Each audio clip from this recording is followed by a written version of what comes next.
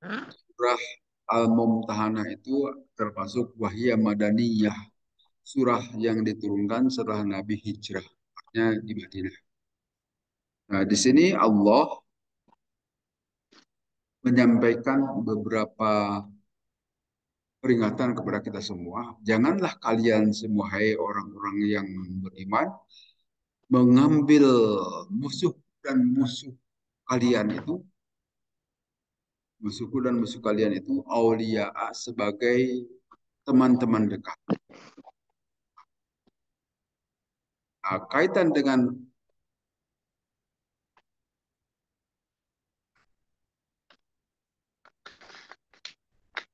karena sababun nuzuli sadrul hadis surah yang apa sebab asal usul asbabun nuzul surat ini turun itu disebutkan begini. Ada seorang sahabat bernama Hatib ibnu Abi Balta'ah. Beliau ini adalah seorang Muslim yang berasal dari Muhajirin, artinya berasal dari Mekah beliau. Wakana min ahli Badrin dan beliau ini adalah termasuk ahli Badar. Artinya ahli Badar itu yang ikut perang Badar yang jumlahnya 313. Jumlahnya hanya 313 yang saat itu perang Badar itu tidak dimaksudkan untuk melakukan peperangan, tetapi hanya untuk mencegat kapilah Abu Sufyan. Sehingga karena tidak dimaksudkan peperangan, yang mengikuti kepada Nabi itu tidak banyak, hanya 313 orang. Karena tujuannya itu untuk mencegat kapilah Abu Sufyan, untuk mengambil harta-harta mereka yang tertinggal di Mekah, ditagih, jangan diperjualbelikan, tapi itu harta-harta kami. Gitu. Harta-harta kami kembalikan. Tetapi kemudian terjadilah peperangan, itu ceritanya agak panjang. Nah, Hatib itu termasuk ahli Badar, artinya ikut ke Badar, ikut berperang pada saat perang Badar. Nah, tentu saja Hatib itu masih punya harta benda yang tertinggal di Mekah. Nah, pada saat itu ada rencana Nabi Shallallahu Alaihi Wasallam mau berangkat ke Mekah, mau melakukan ya seperti kita ketahui nanti tahun 8 Hijrah itu ada Futuh Mekah, penyerangan terhadap kota Mekah, penaklukan kota Mekah. Nah, Hatib ini beliau itu mengirim surat memberitahukan ke Mekah bahwa Nabi dan rombongan kaum muslimin mau ke Mekah. Nah, maksud Hatib tentu saja bukan untuk berkhianat kepada Nabi, tetapi hanya memberitahukan supaya bersiap-siap nih orang Mekah karena rombongan Nabi mau ke Mekah kalau terjadi apa-apa. Nah, pada saat itu Nabi SAW diberitahu oleh malaikat Jibril perihal ada seseorang yang menulis surat ini kan ke Mekah memberitahukan rencana Nabi SAW akan menyerang ke Mekah. Nah, kemudian Nabi SAW memberitahukan kepada sejumlah sahabat, termasuk di dalamnya ada Sayyidina Umar bin Khattab. Juga disebutkan di sini ada Jubair bin Awam dan beberapa sahabat yang lain yang mencoba mau menangkap itu surat yang dibawa oleh seorang wanita. Yang surat itu berasal dari Hatib memberitahukan rencana Nabi dan para sahabat mau datang ke Mekah. Dan disusullah oleh Sayyidina Umar dan para sahabat yang lain dan akhirnya bertemu dengan perempuan tadi gitu kan. Yang ini ditunjukkan oleh malaikat Jibril bahwa akan ada pemberitahuan melalui surat ini. Nah, setelah bertemu dengan perempuan tersebut tidak ditemukan itu surat. Tapi setelah digaradah gitu kan, dicek ke sana kemari akhirnya ada juga itu surat itu. Nah, padahal di sini Hatib itu adalah bukan orang munafik. Hatib itu adalah muhajirin karena beliau itu hadir waktu perang Badar tadi. Jadi kata Nabi nanti ada pernyataan bagi orang para sahabat Nabi yang pernah ikut perang Badar, sila kata Allah, kan kalian mengerjakan apapun, aku akan mengampuni. Ada jaminan itu bagi mereka yang ikut perang Badar. Nah, sehingga pada saat itu Nabi Shallallahu Alaihi Wasallam bahkan Sayyidina Umar gitu, bahkan Sayyidina Umar berkata kepada Nabi, wahai Rasulullah, bagaimana aku penggal saja di kepala Hatib ini. Tetapi Nabi SAW, jangan dahulu, Hatib ini adalah ahli Badar. Padahal Allah telah menyatakan, silakan perbuat apapun oleh kalian ahli Badar, aku pasti mengampunimu. Jadi terjamin orang-orang yang ikut perang Badar itu, apapun yang dikerjakan itu Allah akan mengampuni dan pasti ahli surga insya Allah mereka semua masuk. Padahal Hatib itu berbuat seolah-olah mengkhianati Nabi, gitu kan? Dengan mengirim surat memberitahukan ke orang Mekah. Tapi kata Nabi SAW, jangan kau melakukan itu wahai Umar, bagaimanapun Hatib itu adalah Al-Badar dan tidak termasuk orang munafik. Hatib itu, dia itu orang muhajirin. Dia itu karena mungkin saja khawatir harta benda yang ditinggalkan di Mekah itu nanti bisa diluluhlantakan, bisa disalahgunakan oleh orang yang dititipi barangkali yang ada di Mekah itu. Nah, maka Allah menurunkan ayat ini. Ya ayyuhalladzina amanu, hai orang-orang yang beriman, janganlah kalian mengambil musuhku dan musuh kalian juga sebagai aulia. Aulia itu jamak dari wali. Wali itu teman dekat pelindung gitu kan. Di kita wali itu ya wali murid, wali kota, dan wali-wali yang lain, wali dosen gitu kan. Pengertiannya lain, wali nikah juga. Nah, tetapi yang dimaksud di sini tergantung konteksnya gitu ya. Aulia itu adalah sebagai wali-wali, sebagai pelindung-pelindung, sebagai teman-teman dekat, sebagai orang-orang kepercayaan. Janganlah dijadikan musuhku dan musuh kalian. Ya, dalam hal ini adalah orang-orang Mekah tadi. Itu adalah mereka memusuhi Nabi, mereka mengusir kalian dari Mekah sehingga kalian hijrah. Ada yang ke Habasyah, kemudian ada yang ke Madinah dan ke beberapa tempat yang lain. Waqad kafaru bima ja'akum. Sungguh mereka itu telah kufur dengan apa-apa yang telah Allah datangkan kepada kalian dari kebenaran. Mereka menolak kebenaran. Nah, kemudian di sini wama fa'alat dalika kufron. Itu jaminan tadi. Ini kata Nabi SAW, inna qad syahida badron. Sungguhnya Hatib tadi itu adalah telah menghadiri perang Badar. Wa ma dzurika Allah at-tali ittala ila ahli badrin faqala, berfirman Allah, i'malu ma syi'tum, perbuatlah oleh kalian hai ahli Badar sekehendak kalian, faqad ghafartu lakum, sungguh aku telah mengampuni kalian. Ini pernyataan dari Nabi SAW yang menyatakan jaminan bagi ahli Badar, silahkan kerjakan apapun, pasti aku akan ampuni, termasuk Hatib. Sehingga dalam hal ini Nabi SAW berpesan, jangan mewanti-wanti, jangan melakukan, jangan dibunuh itu Hatib. Dia itu tidak termasuk orang munafik. Baik-baik saja, keimanannya tetap kuat. Dan bukan mengkhianati Nabi. Ya ayyuhalladzina amanu, maka Allah menurunkan ayat ini gitu ya. Al-Mumtahanah. Al-Mumtahanah itu adalah perempuan yang diuji. Karena nanti akan datang sejumlah perempuan dari Mekah yang suami-suaminya masih kafir datang ke Madinah. Nah, nanti harus diuji. Betul tidak mereka sudah beriman kepada Allah dan Rasul-Nya? Apakah mereka itu punya komitmen untuk memelihara keimanan dan sebagainya? Itulah al-mumtahanah maksudnya. Perempuan-perempuan yang diuji.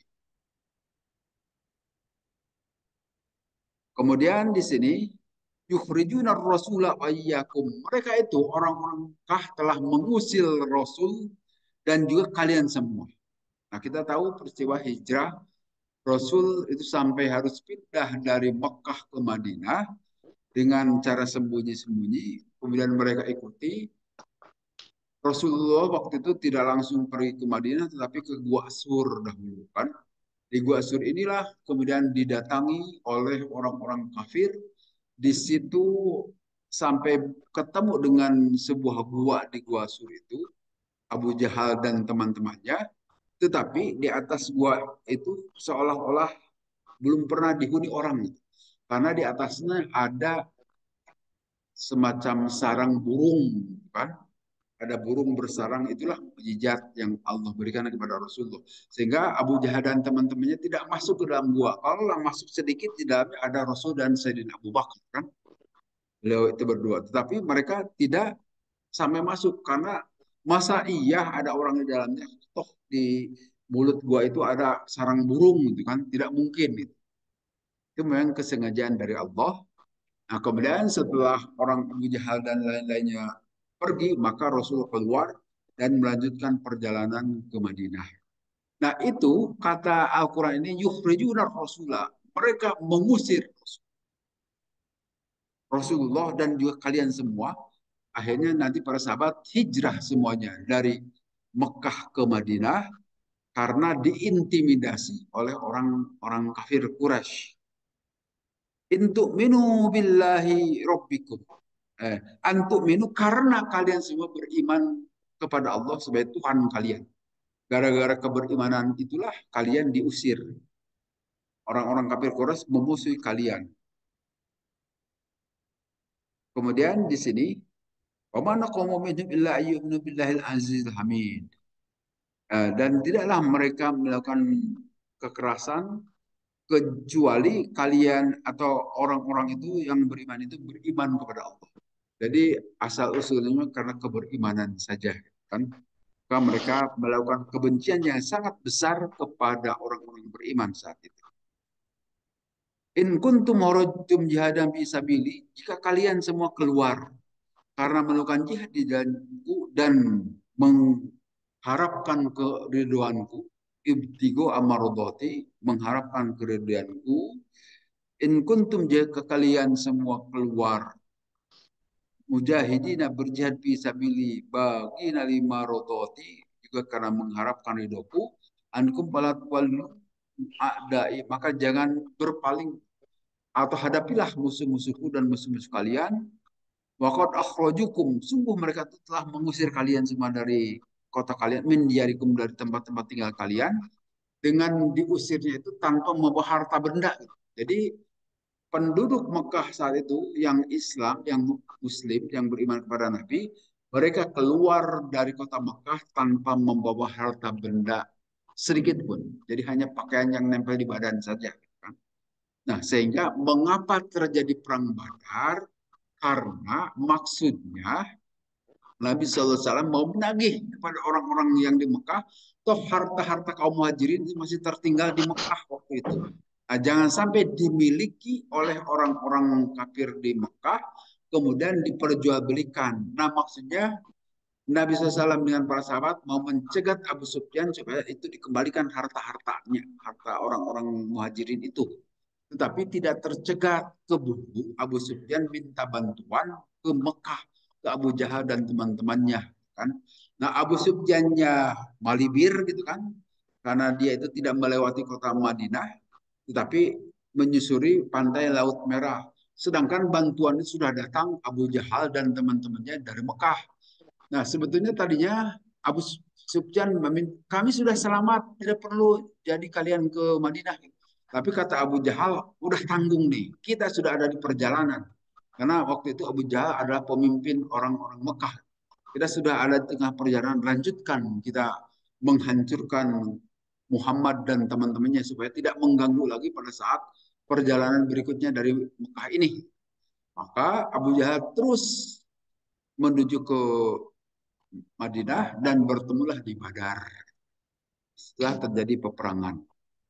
Nah, ini menyebutkan in kuntum kharajtum, jika kalian keluar berjihad di jalanku dan mengharapkan keriduanku, tusirruna, di antara kalian juga ada yang sembunyi-sembunyi merahasiakan masih ada rasa cinta kepada orang-orang Mekah.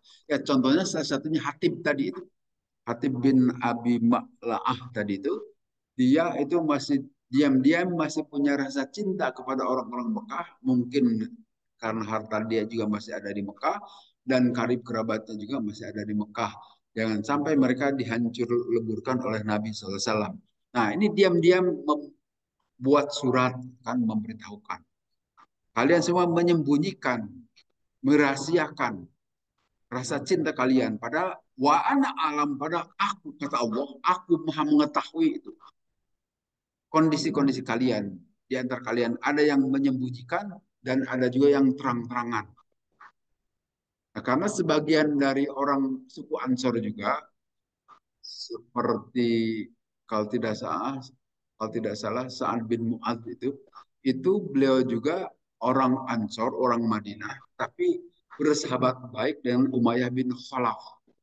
Umayyah bin Khalaf itu adalah gegedugna kafir dari Mekah, tapi punya persahabatan yang baik gitu kan di antara kedua orang ini, karena bisa jadi ya persahabatan zaman jahiliyah barangkali ya, persahabatan yang dekat di antara mereka, sehingga di antara mereka juga masih suka ada kontak komunikasi, walaupun kontaknya tentu saja menggunakan cara-cara zaman dulu, bisa pakai surat, bisa pakai utusan dan sebagainya. Nah, maka Allah menyatakan di antara kalian juga masih ada yang sembunyi-sembunyi menyatakan kesenangan, kecintaan kepada orang-orang kafir Mekah tadi. Padahal aku mengetahui apa yang kalian sembunyikan dan apa yang kalian perlihatkan. Wa fa'alhu, siapa di antara kalian, minkum di antara kalian berbuat seperti itu, faqad dhalla, maka sungguh sasar, telah sesat sawa sabil, ke jalan yang seburuk-buruknya. Tidak boleh begitu. Mereka itu jelas-jelas memusuhi kalian sampai mengusir kalian. Tapi di antara kalian ada yang diam-diam menyintai mereka. Masih melakukan kontak dengan orang-orang kafir Mekah. Nah, kemudian iyaskafukum yakunu lakum ada awayastu ilaikum. Jika mereka semua menangkap kalian, ingin di antara mereka itu memperlihatkan permusuhan dan melebarkan di sini aidiyahum, tangan-tangan mereka dan lisan-lisan mereka dengan keburukan. Jadi ingin mempengaruhi supaya orang yang sudah masuk Islam atau hijrah ke Madinah itu kembali lagi ke Mekah dan ikut pada kekafiran, gitu maksudnya. Walau qadaru alaikum lammat taqafikum min adza yanalunakum bil maqali wal fi'al. Jadi mereka mencoba memengaruhi orang-orang yang ada di Madinah supaya mereka mau kembali lagi. Tetapi kuat orang-orang yang sudah masuk Islam di Madinah, tidak ada yang murtad kembali. Walaupun nanti ada juga kelompok munafik, tetapi kelompok munafik itu kebanyakan dari orang-orang Madinah, kebanyakan. Dan pemimpinnya juga adalah orang Madinah. Wawaddu law takfurun. Mereka menyukai, menginginkan apabila kalian semua itu bisa kufur kembali.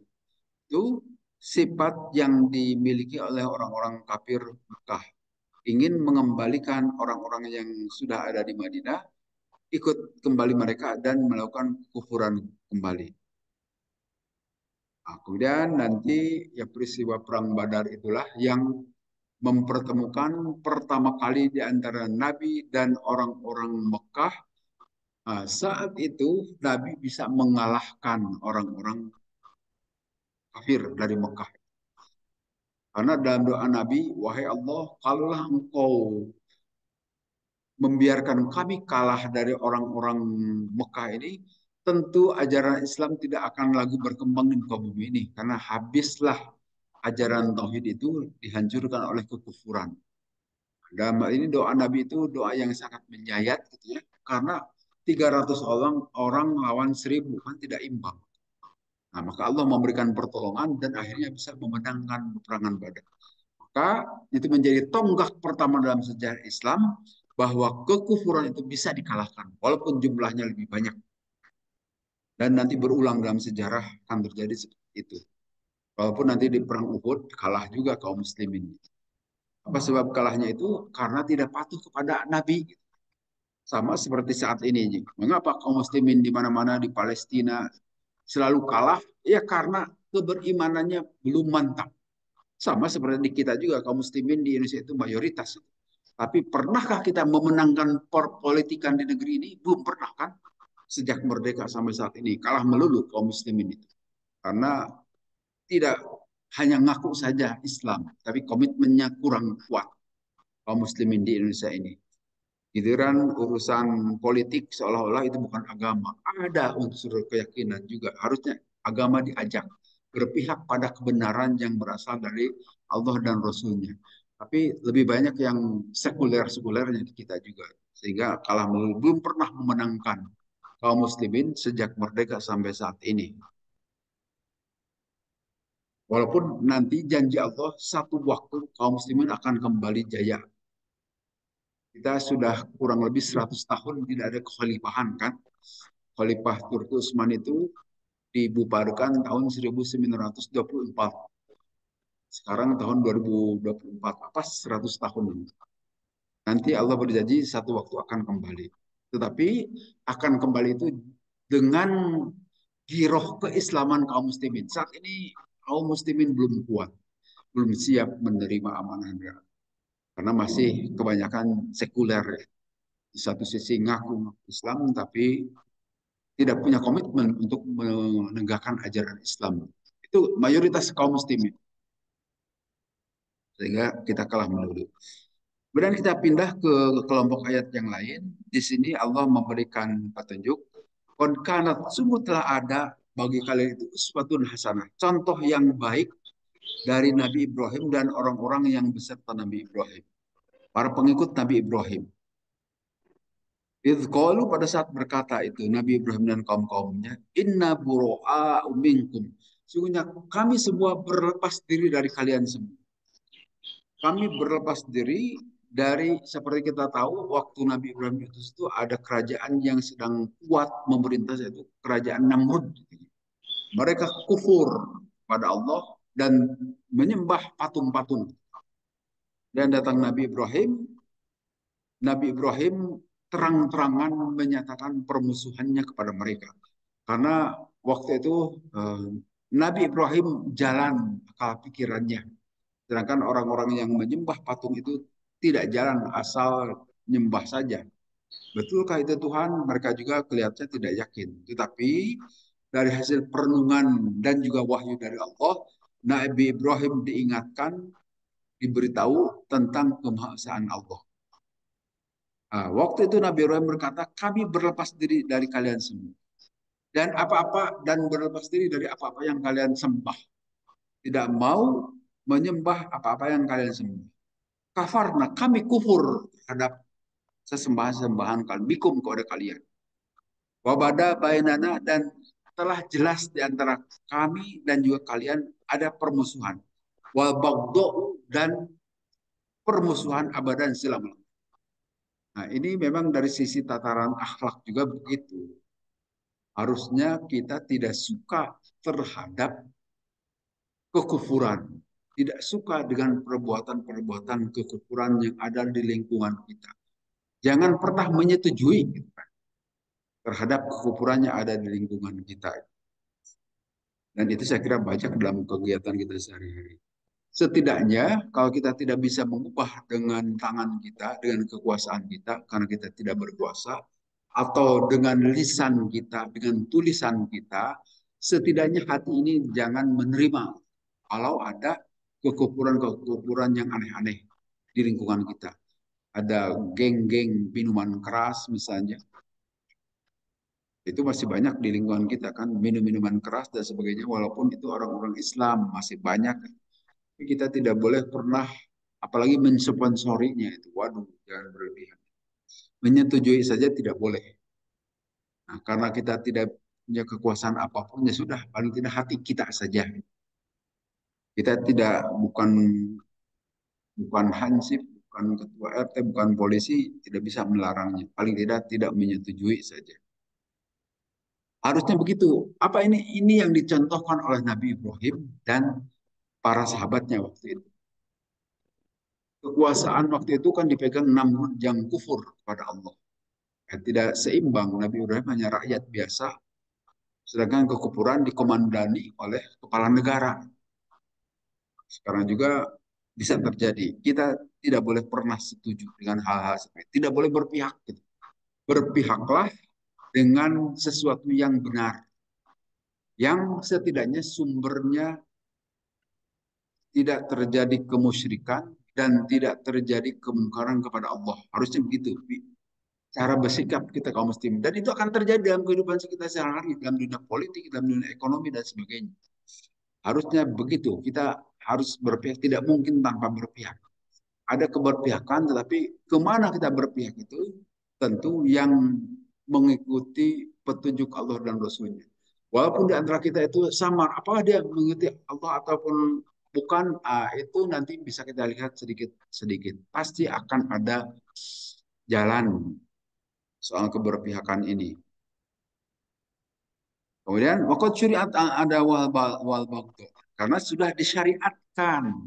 Kita itu harus memusuhi dan membenci terhadap pelanggaran-pelanggaran yang melanggar syariat. Dahulu sebelum zaman pemerintahan ini telah banyak perda-perda syariat seperti mengharuskan seseorang harus hafal Al-Quran atau bisa membaca Al-Quran kalau mau menjadi pejabat-pejabat tertentu. Tapi pada zaman Jokowi itu dihapuskan semua perda syariat itu yang ada di Indonesia ini. Tidak boleh ada lagi perda syariat. Sebetulnya tidak bertentangan. Di mana letak bertentangannya itu dengan Undang-Undang Dasar 45? Undang-Undang Dasar 45 pasal 29 memberikan jaminan kita boleh mengamalkan ajaran agama sesuai dengan keyakinan. Artinya boleh-boleh saja harusnya kan, tapi diberangus selama pemerintahan 10 tahun kebelakangan ini. Tidak ada lagi perda syariat saat ini. Nah, hal-hal yang seperti itulah kira-kira di mana kita berpihak. Ya, kita memang tidak bisa berbuat apa-apa. Yang melakukan itu kepala negara, punya kekuasaan, punya kekuasaan, bisa macam-macam, bisa menangkap kita. Ya walaupun bukan dia yang menangkap, tetapi bisa aparaturnya yang menangkap. Artinya kita memang kalah dalam hal ini. Tetapi kita tetap berpihak pada kebenaran. Harusnya.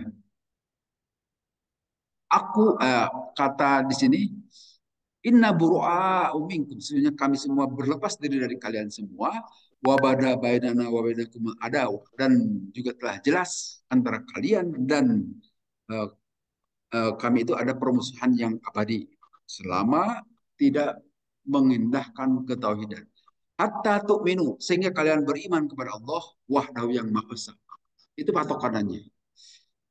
Patokannya itu adalah ajaran dari Allah, mengindahkan ketauhidan. Maka barulah kita menyetujuinya.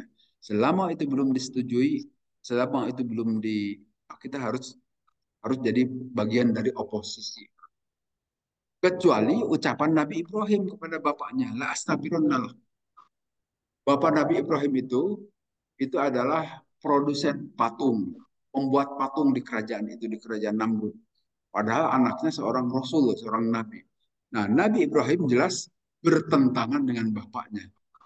Tetapi mungkin karena bagaimanapun seorang anak kepada bapak itu ada rasa kasih sayang, kan? Nah, tidak mungkin, atau tidak tega melihat bapaknya nanti disiksa di neraka. Maka Nabi Ibrahim berjanji, nanti aku akan minta ampun kepada Allah supaya engkau diampuni oleh Allah. Walaupun sekarang sebagai produsen patung. Astagfirullah. Pasti aku akan memintakan ampun kepada Allah bagimu. Tetapi nanti kita ketahui juga perbuatan Nabi Ibrahim ini dilarang oleh Allah. Maka nalin Nabi walalin amanu ajastaghfirul musyrikin. Tidak boleh bagi Nabi dan juga orang-orang yang beriman memintakan ampun bagi orang-orang musyrikin. Walau kanu uli kurba, walaupun mereka itu adalah karib kerabat, orang-orang dekat. Mimba di mata bayana lahum innahum ashabul jahim. Setelah jelas mereka itu adalah penghuni-penghuni neraka jahim. Wa makana istighfaru Ibrahim, dan tidaklah permintaan ampun Nabi Ibrahim li abi untuk bapaknya illa amma idati wa andaha, kecuali karena janji Nabi Ibrahim saja. Sebelum ada larangan dari Allah, Nabi Ibrahim berjanji, baiklah Bapak, selama engkau tidak mengikuti aku saat ini, aku akan memintakan ampun kepada Allah. Nah, satu belum ada larangan. Nah, sehingga nanti Nabi Ibrahim memintakan ampun untuk bapaknya. Tapi setelah memintakan ampun dilarang oleh Allah, tidak boleh. Seseorang yang mati dalam keadaan musyrik dimintakan ampun oleh orang-orang yang beriman. Begitu juga sampai saat ini berlaku, tidak boleh. Walau kanu uli kurba, walaupun mereka itu karib kerabat, walaupun orang musyrik itu bapak kita sekalian atau ibu kita sekalian atau anak kita sekalipun, kalau dia mati musyrik ya sudah, biarkan saja itu kan. Walaupun tetap silakan diurus, dimakamkan, dipersilahkan saja. Tapi jangan pernah memintakan ampun untuk orang-orang musyrik. Walaupun itu karib kerabat. Karena jelas ini ayat Al-Qur'annya larangan dari Allah. Tidak boleh. Indah Ibrahim al-Awwahun Halim. Nabi Ibrahim itu sangat halim, sangat penyantun. Karena sudah janji saja seperti itu. Nabi Ibrahim maka memohon kepada Allah tetapi nanti ditegur oleh Allah. Tidak boleh memintakan ampun. Karena ini ajaran Nabi Ibrahim dan juga nanti berlaku zaman Nabi Muhammad, maka itu juga berlaku bagi kita. Nah, sekarang masalahnya, bolehkah kita menengok orang kafir yang meninggal? Kalau sekedar menengok silahkan saja. Tapi jangan sampai berdoa. Kita lihat, suka lihat pejabat-pejabat ya. Datang orang yang mati itu adalah jelas kafir dan menyatakan berdoa di hadapan jenazahnya. Itu tidak boleh sebetulnya. Mungkin belum baca ayat ini. Jelas Al-Quran melarang. Kalaupun hanya mau menengok, ya sekedar menengok saja. Datang saja. Atau ikut ke kuburannya juga silahkan saja. Tapi jangan pernah mendoakan. Biarkan saja. Udah kadung mati, gitu. Tidak bisa diislamkan lagi. Kalau matinya musyrik. Tapi kalau dia itu sempat syahadat dahulu, ya silahkan didoakan. Saja. Tapi kalau jelas-jelas dia mati dalam kemusyrikan, tidak boleh pernah mendoakan. Qad kanat lakum uswatun hasanatun bi Ibrahim alladzi ma'ah. Sungguh ada keteladanan di Nabi Ibrahim dan orang-orang sebelumnya. Nah, kemudian Nabi Ibrahim berdoa, Rabbana 'alaika tawakkalna wa ilaika anabna wa ilaikal masir. Wahai Tuhan kami, kepadamulah kami bertawakal dan kepadamulah kami kembali dan kepadamulah tempat kembali kami. Jadi ini pernyataan Nabi Ibrahim yang menyatakan ketawakalan itu hanya kepada Allah. Sebagaimana kita ketahui, pengertian tawakal itu kita menjerahkan urusan, semua urusan, setelah kita mencoba mengusahakannya sampai batas kemampuan kita, setelah itu serahkanlah kepada Allah.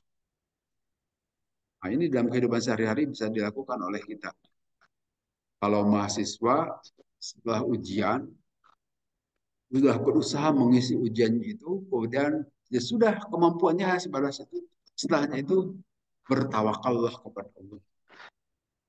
Apakah akan lulus atau tidak, serahkan saja kepada Allah. Biar Allah yang menyatakan. Dan itu yang selalu saya lakukan dahulu sewaktu mahasiswa itu. Kalau habis ujian itu, tawakkaltu alaika ya Allah ya Rabbal alamin. Ya Allah, saya serahkan semua urusan apa yang telah saya usahakan. Kemampuan saya hanya sebatas ini, selanjutnya saya serahkan kepadamu. Selalu saya lakukan begitu.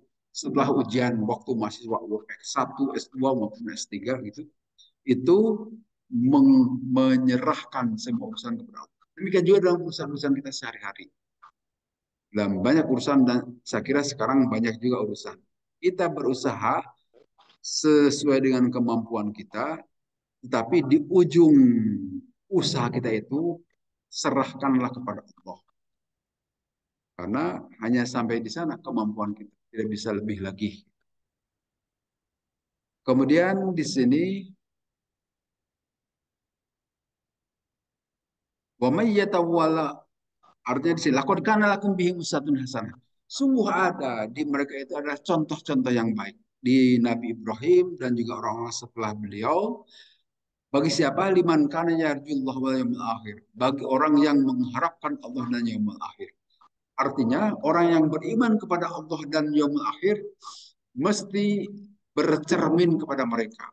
Apakah dengan cara membaca, cara mendengarnya, atau mengetahui cerita-cerita tentang kehidupan orang-orang yang baik.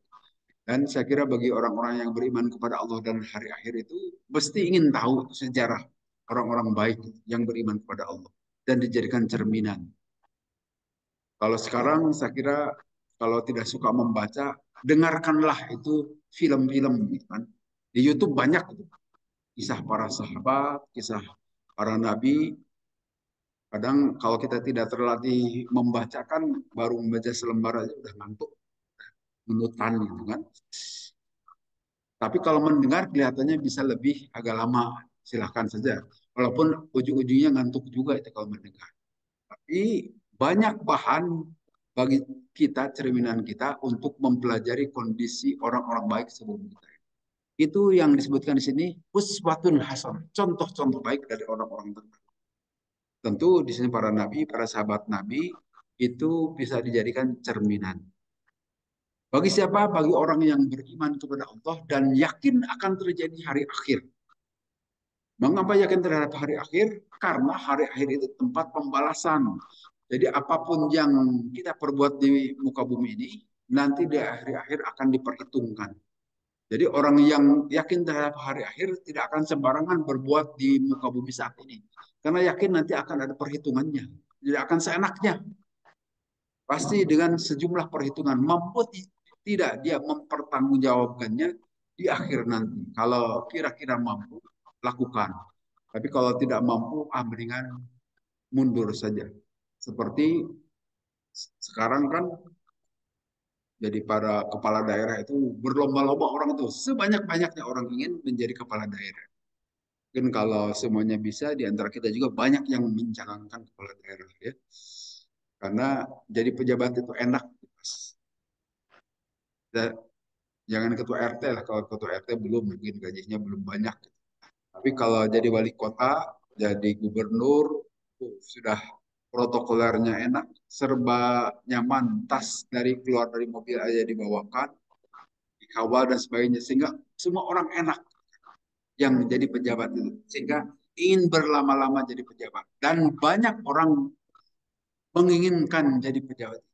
Nah, boleh-boleh saja silahkan, tetapi harus diperhitungkan oleh kita kalau mau jadi pejabat.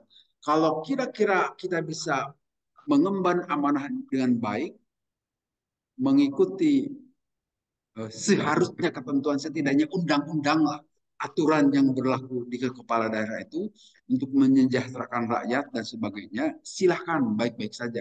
Artinya kita mampu nanti mempertanggungjawabkannya di hadapan Allah. Tapi kalau kira-kira nanti akan ada korupsi, artinya kita harus membalas budi kepada para sponsor, aduh hati-hati, lebih baik tidak usah jadi kepala daerah. Kita tidak akan mampu mempertanggungjawabkannya di akhirat kelak. Nah, orang yang beriman itu pasti berhitung ke sana. Mampu tidak mempertanggungjawabkannya. Kalau tidak mampu, lebih baik tidak usah. Sudah jadi rakyat biasa saja. Toh itu pun perlu dipertanggungjawabkan nanti sebagai rakyat biasa. Apalagi kalau sebagai pemimpin, berat pertanggungjawabannya di hadapan Allah. Tetapi kebanyakan orang tidak menyadari ini. Sedikit sekali saya kira yang menyadari ini. Karena kalau yang menyadari ini, mesti tidak pada mau. Contohnya para sahabat dahulu. Sayyidina Abu Bakar, Sayyidina Umar, pada saat beliau ditunjuk jadi khalifah itu menolak dahulu. Tidak ada yang apalagi mengajukan diri, tidak ada. Karena kata Nabi, jangan pernah kau memberikan jabatan kepada orang yang meminta jabatan itu. Tapi kasihlah kepada orang yang memang mumpuni untuk mengemban itu jabatan. Yang terjadi sekarang dilupakan keberimanan ke akhirat. Yang penting jadi orang yang dihormat-hormat. Itu dalam hal ini sekali lagi bagi kita kaum yang beriman harus penuh perhitungan karena di sini yarjullah wal yaumil akhir. Sekali lagi saat ini barangkali kita belum melihat pentingnya beriman kepada Allah dan hari akhir. Tapi nanti menjelang kematian saya yakin kita akan bersyukur kepada Allah kalau kita sekarang ini beriman kepada Allah. Pada saat itu tidak ada jalan lain kecuali hanya diri kita sendiri yang bisa menolong. Pada saat sudah menjelang sakaratul maut, kita tidak bisa berkomunikasi dengan orang, tetapi kita bisa melihat malaikat, bisa melihat alam gaib. Baru saat itu kita bersyukur keberimanan kita ini bisa menolong kita insya Allah. Sedikitnya, walaupun masih banyak penyesalan-penyesalan saya kira dari kita juga ini. Mengapa tidak melakukan itu? Mengapa tidak melakukan sodako dan sebagainya? Waktu saya masih punya harta dan sebagainya. Eh, Waktu saya bisa melakukannya, tetapi saya tidak melakukannya, itu akan ada penyesalan. Mengapa tidak ikut berjamaah sholat, tidak konsisten, tidak istiqomah, tapi sewaktu-waktu artinya ngatur-ngatur Allah saja. Itu. Padahal harusnya kita mengikuti aturan Allah kan. Tapi kebanyakan kaum muslimin sekarang itu ngatur-ngatur Allah dalam hal urusan sholat. Tidak patuh dengan jadwal sholat yang seharusnya selalu dilakukan dengan baik. Nah, insya Allah itu akan ada penyesalan memang. Tetapi modal utama itu adalah keberimanan, insya Allah menolong kita. Karena ini pernyataan Allah, liman kana yarjullah wa yawmal akhir. Bagi orang yang mengharapkan Allah dan hari akhir, itu akan bermanfaat terutama menjelang kematian. Kalau sekarang barangkali aman-aman saja. Kecuali hati kita yang dekat dengan Allah, insya Allah merasakan kebermanfaatan keberimanan ini. Tapi kalau kebanyakan kaum muslimin yang sekuler itu tenang-tenang saja, baru menjelang mati dia gugur-guguran gitu kan, akan merasakan kerugiannya. Saya kira itu pembahasan ayat Al-Quran surat Al-Mumtahanah ayat 1 sampai 6. Kalau ada diskusi, mangga, kalau tidak silakan. Mangga.